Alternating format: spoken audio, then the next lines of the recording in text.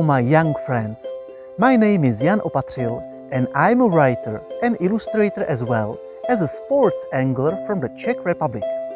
Because I like fish, especially carp, I have written the children's book Matty the Little Carp for the youngest readers. Today I'm going to read another 4 chapters from my book, so sit comfortably and enjoy the reading. So I said goodbye to Neil and set off for the dam the very next morning. When Goldie, Brian and I arrived there, it was all gloomy and chilly. We found a comfortable place right below the concrete wall, covered ourselves with mud up to our chins and wished each other good night. We didn't wake up until spring. The sun was shining above the surface and its warm rays were slowly heating up the water.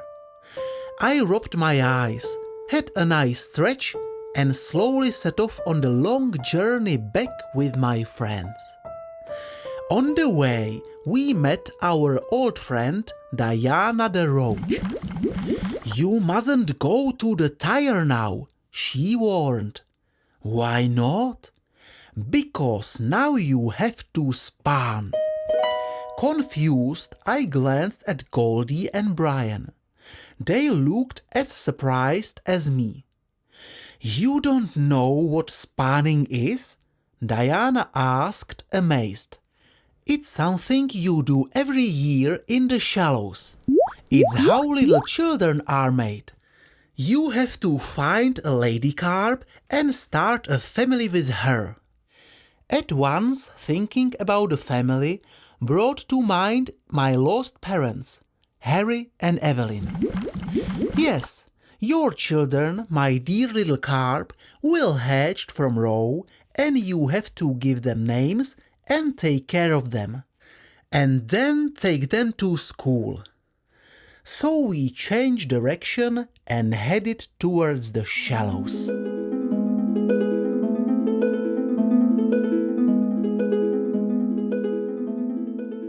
The shallows were already swarming with lots of lady carp. Straight away, a beautiful lady carp with olive-colored sides approached Goldie. "I'm Olive," she introduced herself. "What about you?" One, two, Goldie bleated. "You are called 1-2? "No, my friend is called Goldie," I told Olive. "Oh, Goldie, what a lovely name! And how well it goes with your scales!" Olive cried out. Whereupon she took the astonished Goldie by the fin and swam away with him. "Look, Matty, that one there is beautiful!" Brian suddenly exclaimed. The lady carp he was pointing at did indeed look very fine. Her body was white as snow and she had magnificent black and red splodges. "Hi, me Suzuki, me from Japan. Me ask if you want to span with me." "Me want," Brian said, excited by the foreign accent. He and Suzuki swam away to fulfill their spring mission. I was left alone. I looked left and right, wondering who would come for me. At that moment, the most beautiful lady carp I'd ever seen appeared. "Hi, my name is Jane," she said, winking her lovely light brown eyes. "And my name is Matty," I said breathlessly. Then I kissed Jane and gave her a tender hug. Jane liked to snuggle up close, so all the while we pressed close against one another and chatted. About our lives, the children we would have, and my lost parents.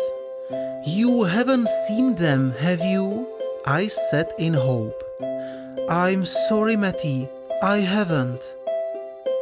In love, Jane and I swam to and fro across the shallows. A few days later, we were surprised to bump into two besotted fish, and I knew one of them.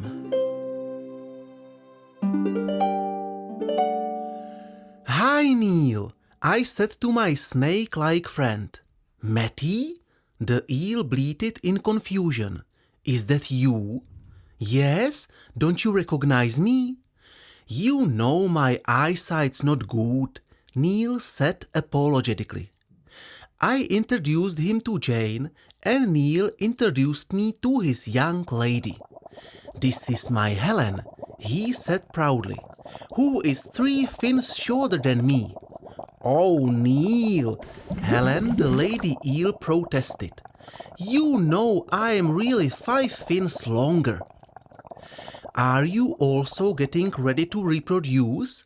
I asked curiously. "Yes," Neil confirmed, "but we have to go all the way to the Sargasso Sea." Jane and I looked at them in surprise. "How far is the Sargasso Sea?" "A really long way," Neil said. "It will take us several years to swim there." "Have a nice trip then," I said to the 2 love-struck eels, before Jane and I headed off in the opposite direction. We had a lovely week together. We gave birth to thousands and thousands of fish eggs, and in just a few days' time, little carp would hatch from them, our children. "Now I have to find my friends," I told Jane. "But don't worry, I will be back soon." I was crossing the shallows when suddenly I saw 2 little worms lying on the bottom. Forgetting to be careful, I sucked them into my mouth, and I felt a hook stick into me.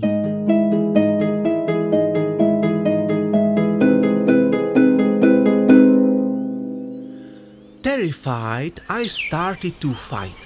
I tensed my muscles and dragged my mouth along the bottom, but I couldn't get rid of the hook. There was nobody around to help me, and I was slowly getting closer to the shore. Suddenly, a fine net surrounded my body, and an unknown force lifted me out of the water. I lay on the shore, gasping for breath. The dry air made my eyes stink. Then a figure leaned over me and stroked my back with a wet hand. "This fisherman doesn't want to hurt you," the thought flashed into my mind, but I found it hard to believe the words. "Hello, little carp," I heard him saying in a strange human language. "My name is Paul, and this is the first time I've gone out fishing this year. You are my first catch, so like a proper fisherman, I will let you go," he said before carefully removing the hook from my mouth. Then he carried me over to the water and gave me a goodbye kiss on my forehead. I realized that after my parents and Jane, this was the 4th kiss I'd ever had in my life. Then, relieved, I gave a swish of my tail and hurried off to find my friends. And 2 days later, I found them.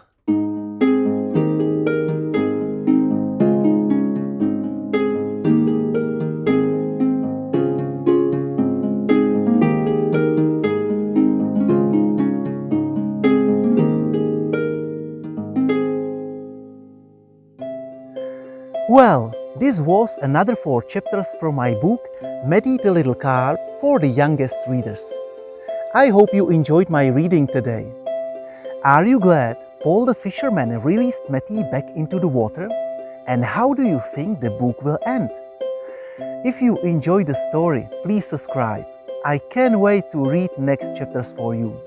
And if you want your own copy of this book, you can order it from my e-shop. View the link below. See you soon and have a wonderful day. Bye!